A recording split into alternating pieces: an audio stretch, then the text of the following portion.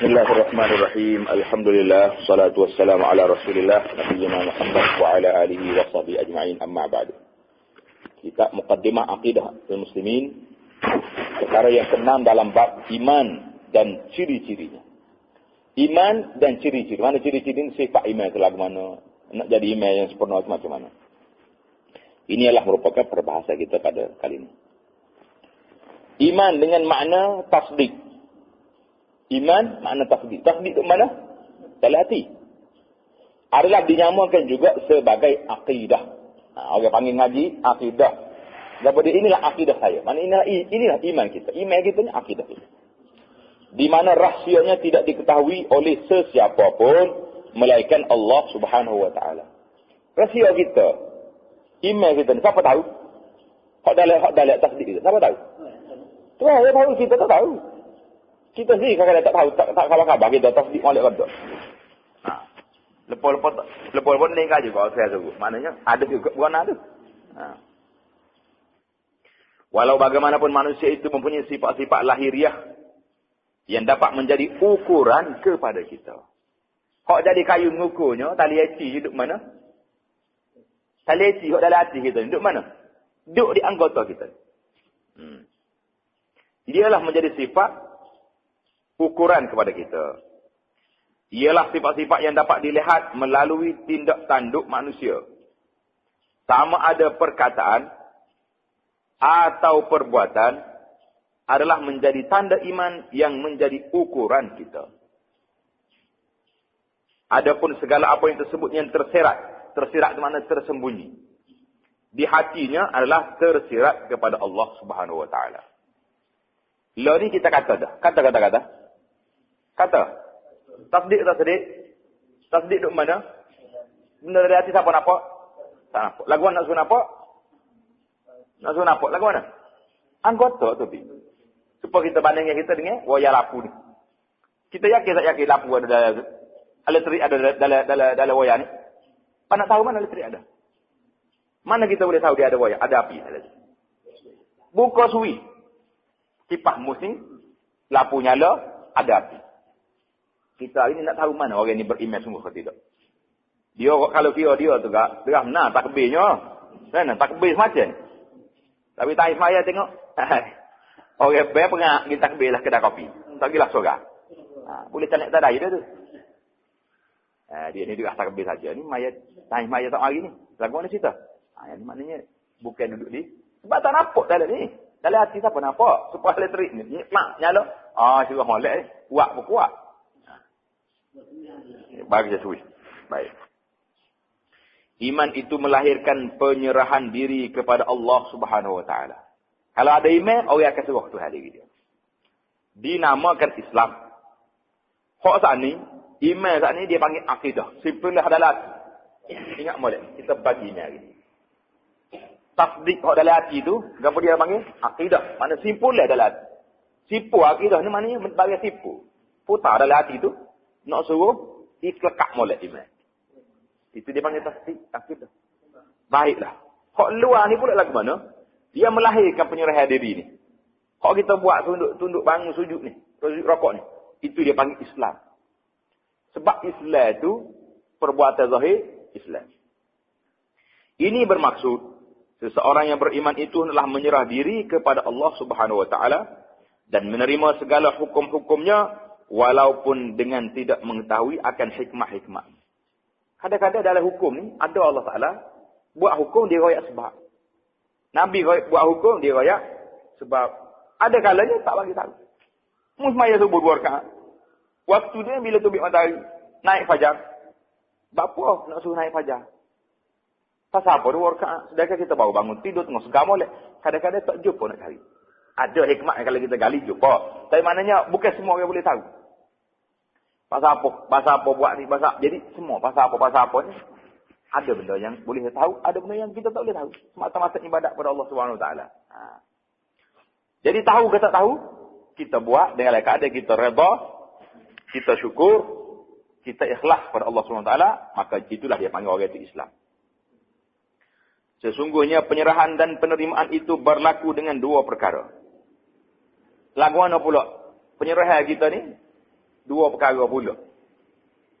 Iaitu dengan kepercayaan dan pegangan hati yang dinamakan iman atau akidah. Yang juga yang dengan sifat-sifat lahiriah, iaitu melalui perkataan dan amalan yang dinamakan Islam. Maknanya Islam, iman dengan Islam ini tak boleh pisah dua beradik. Adik-beradik kembar ni. Nampak yang lain-lain, tapi adik-beradik kembar. Kalau ada iman saja, percaya dalam hati. Buat, anggota tak buat. Orang yang kata ada iman, tak ada Islam. Buat saja. Dalam hati kosong, tak percaya Tuhan. Jangan nampak zahir Islam, tapi imannya tak ada. Naknya, iman dan Islam biar semantap. Dia duduk sekali dua beradik ni, dua sayap ni terbaik sekali, baru tak jatuh. Kalau terbaik sayap boleh. Tak ada selek, pokoknya ada selalu.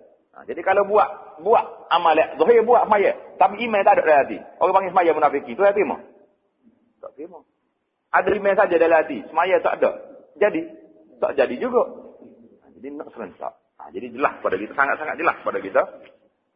Dua perkara ni tak boleh dipisahkan, mesti disatukan. Jelas bahawa tempat iman itu ialah hati. Jadi iman duduk mana? Al-iman at-taqwa hahuna, kata Nabi tunjuklah dada dia. Iman duduk sini, dada hati. Yang berlaku padanya tasdik. Tasdik apa ni? Cara jazam. Jazam maknanya tasdik putus dah. Ada tu ada. Tasdik ada tu. Rasa pun ada. Lah. Sebab kita kalau kita benda kita tahu seperti, kita akan jawab lah mana? Ya, ada, betul.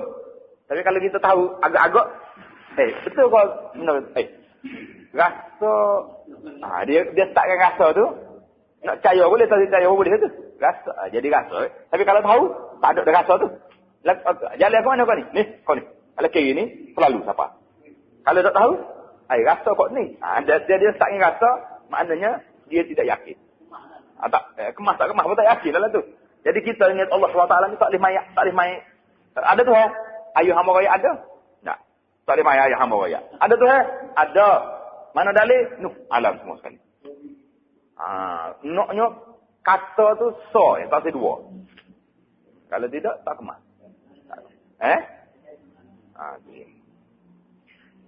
Kerana firman Allah Ta'ala, walamma yadkhulul imanu fi qulubikum. Surah Al-Hujurat ayat 14. Maksudnya kerana iman itu belum masuk ke dalam hati mereka. Cerita orang munafik yang mari baru ni. Orang cerita, orang baru mari baru ni, dia kata dia beriman. Walakin qulu aslamna. Iman tak masuk lagi dalam hatimu. Baru Islam baru itu. Baru buat hak zahir baru itu. Firman Allah Ta'ala lagi apa? Innama yasta'zinuka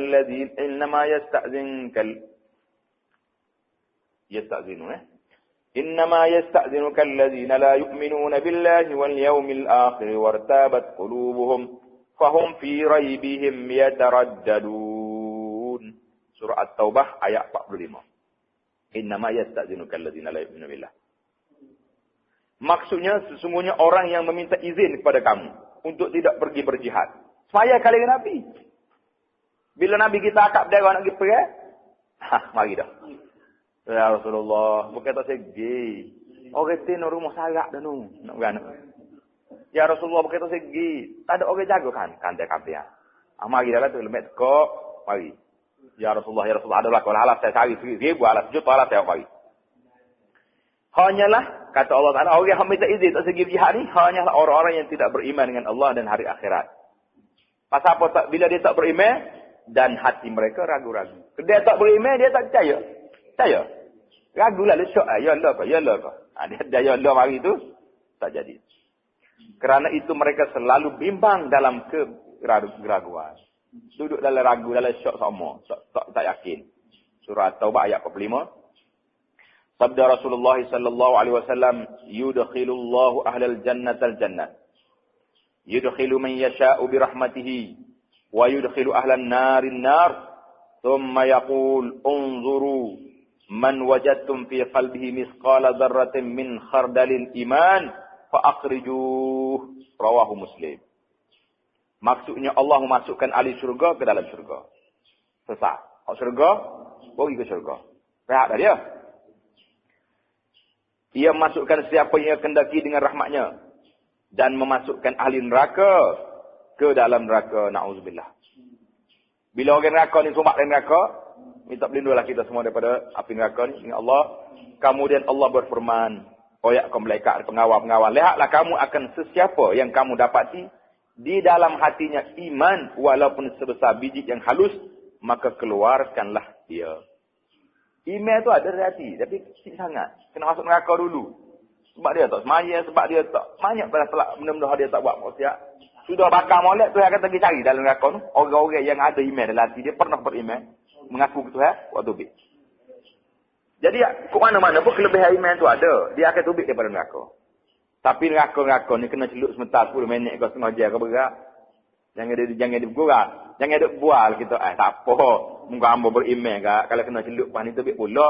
Jangan kecek lah gitu Jangan cakap benda-benda yang tak terlalu. Nabi ajar benar nah. Tiap pagi betul. Allahumma ajirni minan nar. Lepas subuh kena baca. Lepas maghrib kena baca berapa kali? Berapa kali baca? 7 kali. Bila lah? Tu email baca kau tak baca kau kita tu kena baca. Minta berlindung ni. Ya Allah ma'ajirni minan nar. Jauhkanlah aku daripada neraka. 7 kali pagi, 7 kali petang. Baca pula waktu-waktu lain pula waktu duduk jalan naik kereta tengah duduk nebah duduk apa ni. Boleh kita baca belakang. Nak minta benda bahaya. Takut. Jadi yang pentingnya asal kalau orang tu ada iman, dia akan tubik juga ke mana-mana. Lepas kena bakar, lepas kena kena tubik juga. Iman juga mempunyai hadis riwayat Muslim, Iman juga mempunyai ruku-rukunya. Ruku iman ni firman Allah Taala lagu mana?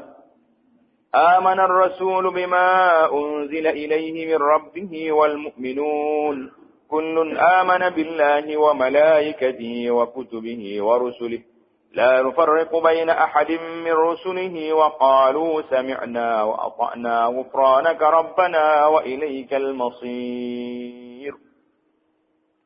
Maksudnya Rasul itu telah beriman kepada apa yang diturunkan kepadanya, yakni Al-Quran dari Tuhannya. Demikian pula orang-orang yang beriman, semuanya beriman kepada Allah. Tengok. Allah. Malaikatnya. 2. Kitab-kitabnya. 3. Dan Rasul-Rasulnya. 4. Mereka mengatakan kami tidak membezakan di antara seorang pun dengan yang lain. Dari Rasul-Rasulnya. Dan mereka mengatakan kami dengar dan kami taati. Mereka berdoa, ampunilah kami wahai Tuhan kami. Dan kepada engkaulah tempat kembali. Jadi di antaranya, amanah Rasul bima unzila ilaih. Jadi, dalam ayat Quran ini, dia sebut bahagian besarnya. Quran sebut. Rasul. Malaikat. Allah sendiri beriman kepada Allah. Kitab-kitab Rasul-Rasul 5 dah. Tak sebut sini. Ayat hari akhirat. Nabi kita sebut dalam hadis. Nabi kata mengapa? Sabda Rasulullah SAW, al-iman an tu'mina billahi wa malaikatihi wa kutubihi wal yawmil akhir wa tu'minu bil qadari khairihi wa syarrihi. Rawahu Muslim. Maksudnya iman itu ialah bahawa kamu beriman dengan Allah, malaikat-malaikatnya, kitab-kitabnya, rasulnya, hari akhirat dan qadar baik dan jahat. Cukuplah rukun iman kita ada berapa? Ada 6.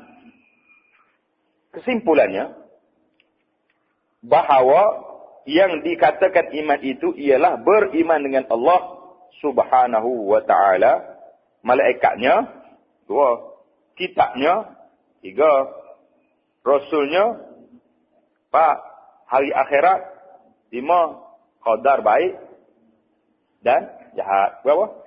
6. Jadi sesalah iman kita. 6 perkara ni tak boleh lari dah. Jadi, kesimpulan kitanya, iman dengan Islam, dua beradik kembar yang tak boleh dipisahkan. Iman duduk dalam, hak zahirnya, Islam. Jadi, siapa dia buat hak zahir saja, kosong dalam, orang panggil Islam saja, tak ada iman. Kenapa dia panggil itu? Munafik. Kalau iman saja dalam hati, hari-hari royak dia beriman, mayanya tak, zahir tak tunduk pada Allah, iman ke apa dia panggil? Iman murji'ah. Murji'ah mana orang kata saja, tak buat benda. Kata buat demo ni senang ya. Kita ajak dia pergi rumah kita, ajak makan nasi. Kita ide nasi molek, lekeh kata. Lekeh. Nasi ada dah dapur siap dah. Okey. Akak ke tak? Tak akak. Jadi, lapar saja lah gelik dia. Jangan. Kena tok depan makan, baru jamu, baru jadi kerja. Kena akak mari. Jadi gitu maksudnya, jangan duduk main maya apa ni. Allah iman dalam hati. Betul lah iman tempat dalam hati. Mana tanda dia? Anggota. Begitu saya kau kita banding sama kan? Klik kat tangga jauh lagi. Dapat tangga panggil nama macam merah. Tak ada pecah lepas, pecah kasut lagi. Abang saya kamu. Klik-klik mulut minyak makan-makan ke sana. Kawan ni selebih dulu mau tak ada satu. Lawa betul apa pilih. Ayo doh kau datuk ni dia saya aku ni. Baru ni buah saja ni lah. Tak percaya dia. Kalau klik tu sopi ada juga dia. Baru nampak. Allah. Barulah orang panggil. Ada tanda ni. Buah saja lagu ni. Jangan buah saja kita. Dengan iman Allah Ta'ala jangan buah saja. Bila kata dengan mulut. Hati itu tunjuk anggota. Baik. Perkara yang ketujuh, iman dan Islam. Tersebut dalam hadis sabda Rasulullah sallallahu alaihi wasallam kepada rombongan Abdul Qais. Rombongan Abdul Qais mari jumpa Nabi sallallahu alaihi wasallam. Nabi kata apa pada dia? Amurukum bil imani billahi wahdah. Atadruna mal imanu billahi wahdah? Syahadatu an la ilaha illallah wahdah la syarika lah wa iqamus salati wa ita'uz zakah. Wa an tu'addu khumusa ma ghanimtum muttafaqun alaih. Maksudnya aku menyuruh kamu beriman dengan Allah yang Maha Esa. Jadi Nabi ajar kepada dia, aku suruhmu beriman dengan Allah. Adakah kamu mengerti apa dia yang dikatakan beriman dengan Allah yang Maha Esa itu? Aku suruhmu beriman. Nabi tanya balik, mu tahu apa dia iman itu? Jadi Nabi kita nak suruh jelas. Dia tanya balik. Lepas tu dia royak pula. Iaitulah penyaksian bahawa tidak ada Tuhan yang berhak disembah yang sebenarnya melainkan Allah. Ini mukna witiya ni. Tidak ada sekutu bagi Allah. Mendirikan sembahyang. Mengeluarkan zakat. Dan menunaikan 1/5 daripada harta rampasan perang. Bila mungkin perang boleh harta 1/5 untuk Allah. Dia panggil khumus. Hadis ini diriwayat oleh Bukhari dan Muslim. Hadis ini memberi faham kepada kita betapa adanya hubungan yang erat di antara iman dan Islam. Jelaslah kitanya. Iman dan Islam dua balik kembar yang tak boleh dipisah. Di mana Islam itu sendiri menjadi salah satu prinsip iman. Prinsip di mana asas iman. Dan iman itu pula dilahirkan dengan Islam secara amali. Iman ini pula lahir dengan Islam secara amali. Anggota kita buat. Dengan ikrar syahadah, mana pengaku syahadah, mengerjakan ibadah, dan melaksanakan hukum syariat dalam semua perkara. Kalau syariat tahu tak jalan, orang panggil, tak jadi ni picat. Berimannya seseorang itu ialah dengan kepercayaan yang menjadi akidah tanpa syak. Dan waham tu ragu juga. Dengan rukun-rukun iman. Dan Islamnya seorang itu ialah dengan pengakuan serta amalan yang menjadi tanda kepada kita. Jadi tanda. Namun begitu. Sekiranya berlaku ikrar syahadah dan menunaikan fardu. Buat. Ini dah kata ada ikrar dah. Fardu pun buat. Sedangkan hatinya menunaikan fardu dengan zahirnya, anggotanya. Sedangkan hatinya tidak ada kepercayaan.